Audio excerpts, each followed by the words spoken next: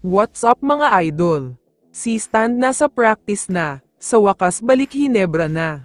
Pero bago mo sana ipagpatuloy ang panonood mo, ay huwag mong kalimutan na mag-subscribe bilang suporta sa aking YouTube channel. Maraming salamat idol. Talakayin lang muna sandali natin ang balita tungkol kay Reynam Batak. Ayon sa mga sources ay may ultimatum o kondisyon daw na ibinigay sa kanya ang TNT, 2 months para maging fully recovered na mula sa groin injury. Alam naman kasi nating lahat na 4 to 6 weeks daw ang kailangan niya bago maging okay uli, pero kapag umabot na daw ng 2 months at hindi pa siya makakapaglaro sa playoffs, asahan daw natin lahat na bibitawan na siya. Ang sinasabi ng mga sources na possible replacement niya ay itong si Robert Bolek. Alam naman nating lahat na sister team ng NLEX ang TNT, kaya wag na kayong magugulat kung magkakaroon ng bagong superstar ang TNT.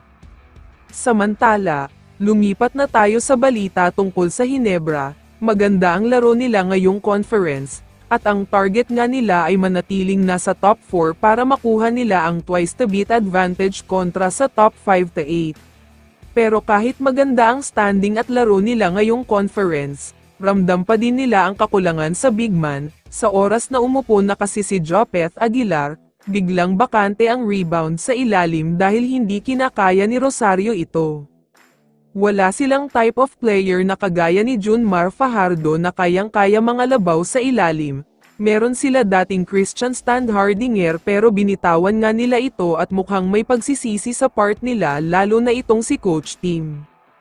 Alam naman kasi natin na ang pinakadahilan ng pag-alis ni si Stan sa Hinebra ay dahil hindi na sila maayos ni Coach Tim.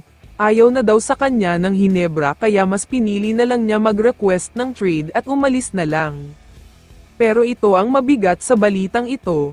Ayon kasi sa mga reports ay nag-uusap na daw uli si Coach Tim at si Stan. Sa katunayan ay may mga lumalabas at kumakalat na post na kasama na daw sa practice ng Hinebra si Bulldozer. Nakikipag-usap na rin daw sina Boss Al at Coach Tim sa kampo ng Terra Firma tungkol sa usapang trade. Mukhang payag naman daw ang Terra Firma dahil 2 future first round picks ang ibibigay ng Hinebra sa kanila. Sa tingin ko naman ay malaking bagay talaga si Stan sa Hinebra. Kabisado na niya ang sistema ni Coach Tim at mga former teammates niya, kaya siguradong mas matindi talaga ang Hinebra kapag nagbalik na siya sa lineup. Kaya naman kung ikaw ang tatanungin idol, ano ang masasabi mo sa balitang ito?